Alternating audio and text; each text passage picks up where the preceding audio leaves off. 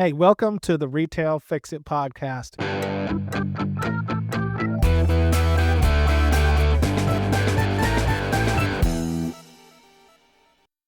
I'm Lance Calvert, your host, president of Retail Fix It, and we are on our 337th episode. Just kidding.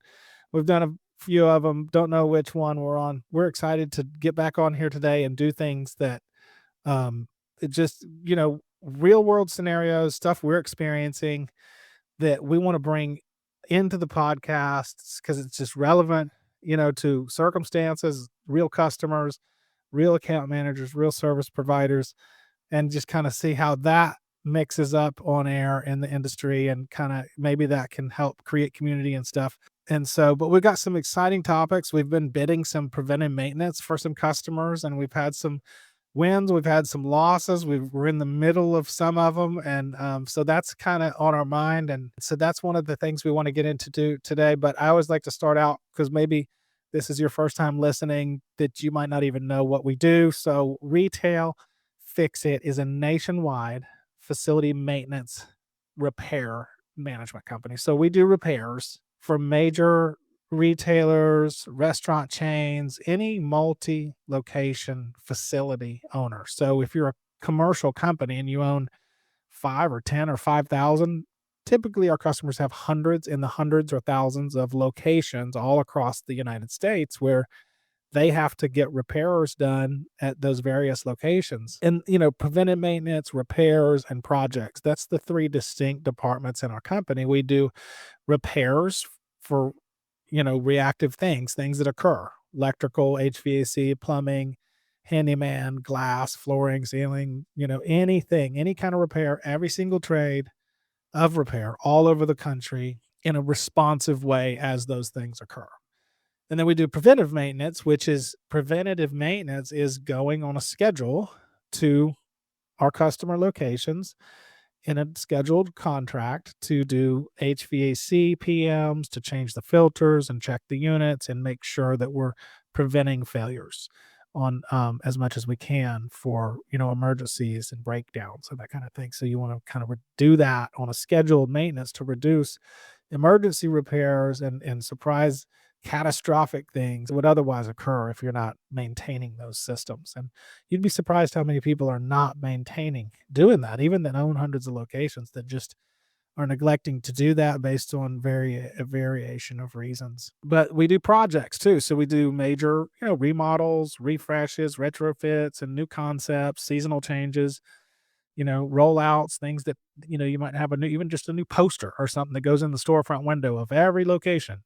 And we can roll that out across, all your locations in a streamlined way. We're having a lot of fun with it. We started the business in 2000.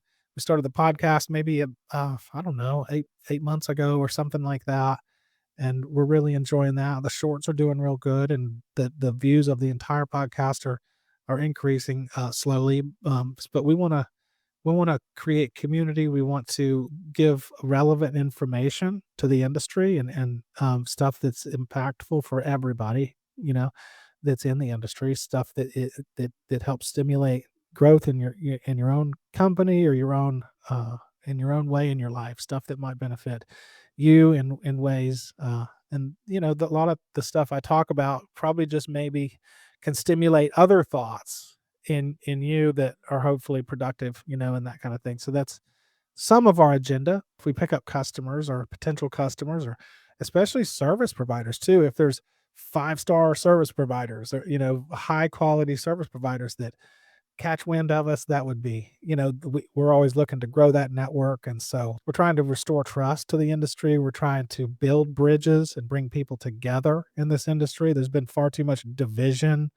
in our country and far too much things that pull trust apart. And so we hope to be used to pull people together, to restore trust and to build bridges and that kind of thing, because we could use some of that. We could all use some of that. But topics for today, we're going to talk about preventive maintenance, artificial intelligence, predictive maintenance, what that is, and how it could be utilized in client locations. You having your own in-house team to get these services done versus outsourcing to a nationwide company like ours to bring all your service, repairs, projects, and PMs into one consolidated company like us to partner with you and get those things done for you. So let's get started. Topic number one: why compliance automation tools are becoming an industry standard.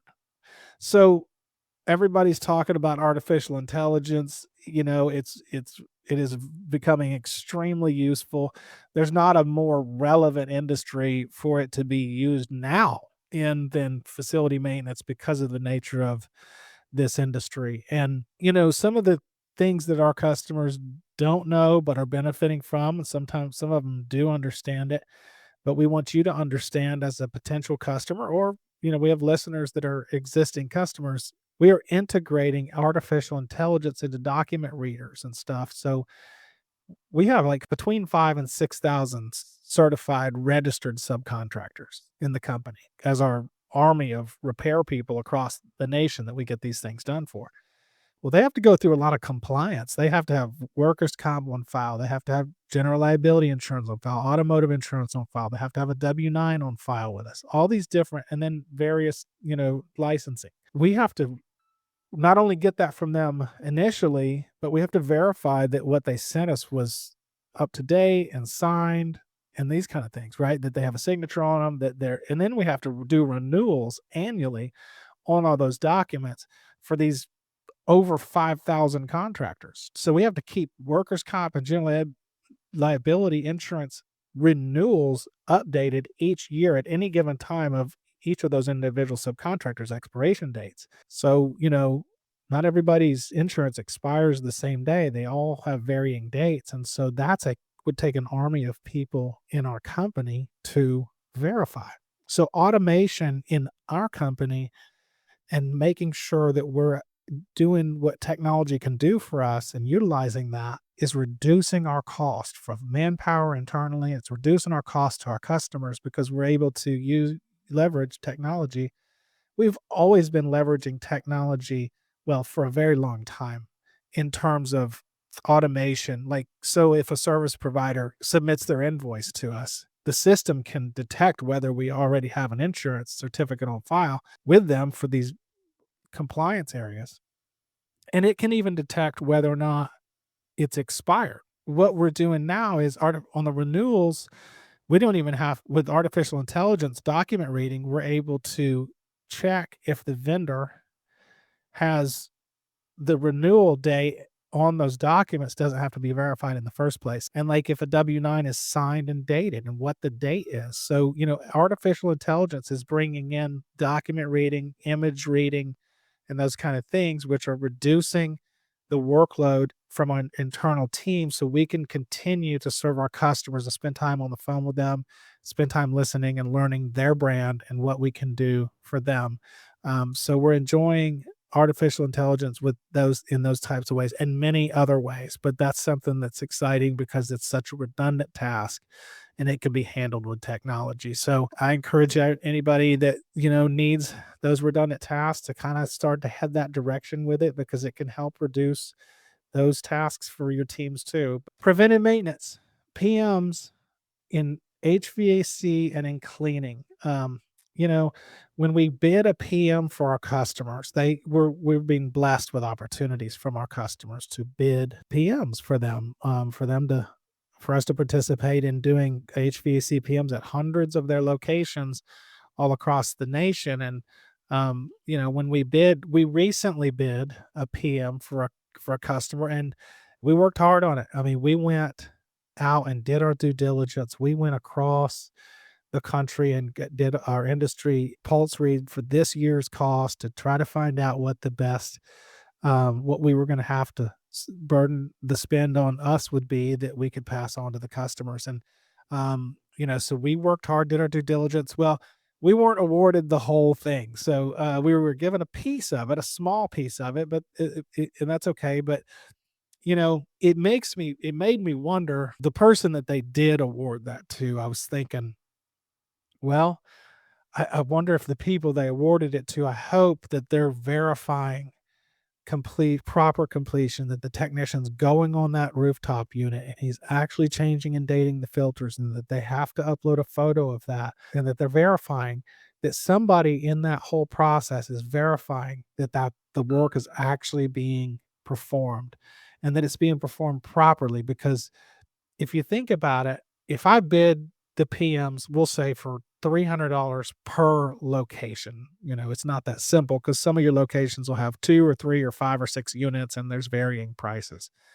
Like if you have 1 or 2 unit location, then it's going to cost more to change filters and do a PM check on 6 unit location versus a 1 or 2 unit location. So, one size doesn't fit all. When you're bidding it, you got to know how many HVAC systems are at your customers' locations. But if I'm bidding, we'll just say every location, 500 locations, has one HVAC unit. And if I'm bidding all of those at $300 a piece and somebody else came in at $280 a piece, well, that's $20 times 500 locations. That's a significant savings that the customer is motivated to go with that cheaper cost. Or maybe it's 250, maybe it's $50 a location that they're saving by going with the 250 guy versus the 300 person. But is it that simple?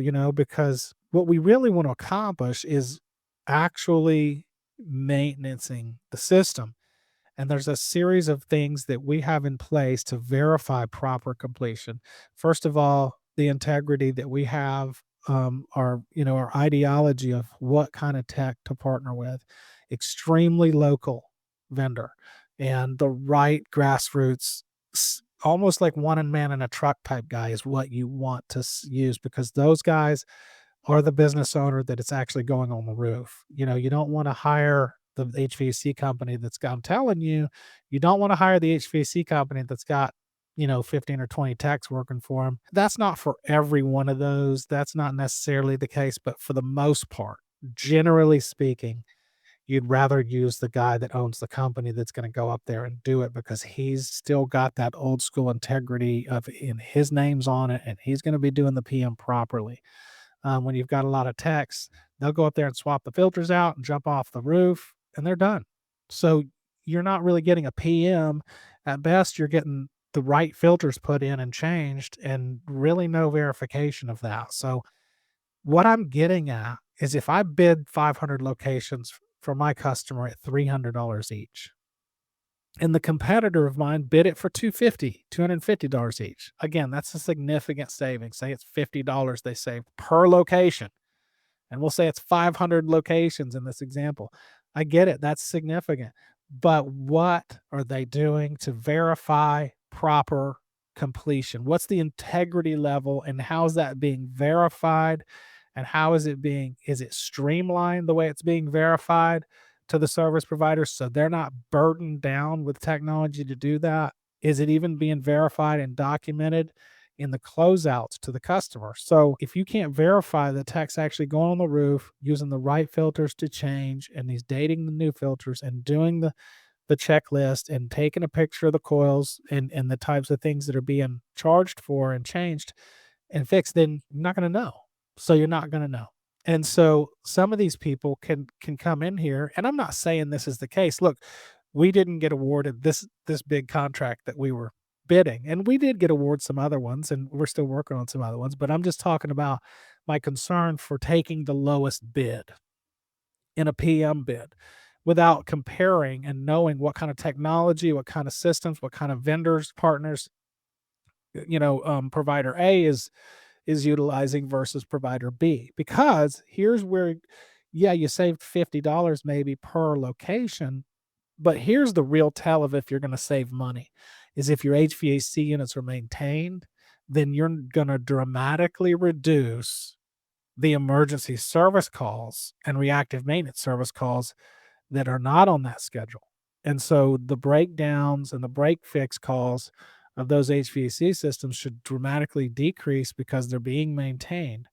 And so if they're not properly maintained and you went with the cheaper guy, then you're going to continue to have the breakdowns without any reduction of that. And so you're going to spend thousands on those emergency breakdowns, and you're going to have surprise visits from the customers. You're going to have hot stores that are not during the summer months. You're going to have a hot store that's down until they get there and get the parts ordered, and all these just frantic emergency catastrophic situations. So it's not always um as simple as just going with the guy that's maybe a few dollars less. And I don't know what how much less in that particular example I was with that customer, but it does make me wonder, and we're really, really focused on making sure that we're verifying, using the right service providers, and that we're making it easy for those service providers to provide us with the necessary verification so we know and are confident of what they're doing on our customers' roofs and that they're actually getting maintained properly. And that and we want to just calm the waters of our customers' emergency calls, reduce those emergency calls, and make it to where, yeah, we might have cost 50 more dollars per location in the bid because that's probably a necessary cost to get the right guy there that's going to take his time. He's going to change the filters. He's going to write down any issues that need to be addressed. He's going to put those in our system. We're going to get approval to proactively address those issues until it so it doesn't turn into a big explosive emergency that's going to cost everybody a lot of time and headache and money later. So we really just want to settle those waters, and we hope that our customer, didn't go with somebody that's just low bidding and then it's going to be chaos, and I truly genuinely hope that they didn't do that and that's not the case. But you know what is cool, we have a couple states that they gave us to retain in this that hopefully they approve us on that particular customer. And then we can kind of show that in those states where they did give us, and maybe there's a comparison there and we'll all learn, maybe we can learn that the other people are doing just as good and they were able to do it cheaper. But maybe our customer learned that we're doing it in a way if they look at the overall spend, that we reduced those emergencies. We reduced those reactive maintenance calls because we did the PMs properly. We verified it properly. And really, they spent 50 more dollars, per visit for us for the PMs, but they saved thousands in emergency, reducing and even eliminating the need for emergency service calls. And so I really wanted to dig into that today because who knows, sometimes who knows, but it's a moving target, right? It's not just as simple as this is $25 cheaper than this guy, because you get what you pay for, and it's not necessarily cheaper. It's just looks cheaper. And then it's going to cost you in those emergencies a tremendous amount of money and headache. So we don't wish that our customer, just because we didn't get the bid, we don't wish that our customer experiences those type of headaches and problems. But if that is the case, that we could be here to show them how to really do it and save the money. So and kind of create a peaceful situation. A scheduled visit to your sites is a lot better than an emergency surprise visit, where it's just not good timing, and then it's costing all this money. In emergencies, the techs are going to charge time and a half and double time for emergencies. So at least, and then they've got to order parts. There's inevitabilities. If a compressor goes down and they can't get one locally, they're ordering a part. Now your HVAC system's down for 3 or 4 days, and your customers and even your teams are hot, especially. Don't necessarily go too cheap on who you utilize to award a big PM project to, because they might be the company that's actually charging you the right amount to do it right, to save you thousands around the corner. If you're a potential customer of ours, if whether you used us or you don't, find out if the company you're partnering with is using extremely local service providers. Find out if what kind of HVAC companies they're partnered with. Is it big companies, or is maybe the owner, that guy that's going on the roof? I vote for that guy. I'm just telling you. And then finally, are they verifying proper completion? So those are some tips that will really help you. You know what? A lot of times these multi-site facilities, they don't want a PM program in place because of exactly what I'm talking about. They don't know if it's actually happening. They don't know if it's actually being performed. They don't know what they're getting. And that's what Retail Fix It brings, is full exposure to your desk. If you have 5,000 locations, we bring those verification of proper completion proof into your portal to where you can look at your locations in a streamlined way. It won't take you all day, and you'll know that we're doing it right. And the proof is in the metrics. You've got reporting and stuff in the portal that's going to tell you, well, look, yeah, the PMs, we did that. But look, based on last year's emergency service calls, we didn't do a third of those this year. So the cost for that, for the HVAC total spend for this, it's not about how much did you pay for the PMs. It's how much did you pay for the PMs plus your reactive and emergency, right? It's how much did you spend on those HVAC units, and were they, and are you going to get the lifespan out of those because they're being maintained properly, And so I don't care how much I spent on potato chips and bread. I want to know what the total grocery bill was, right? So not just the part of it doesn't necessarily tell the whole story. So know who you're using, and Retail Fix It has got verification technology and real account managers with real relationships with their service providers. That matters in place. So that's how we're doing it. But that concludes our episode for today.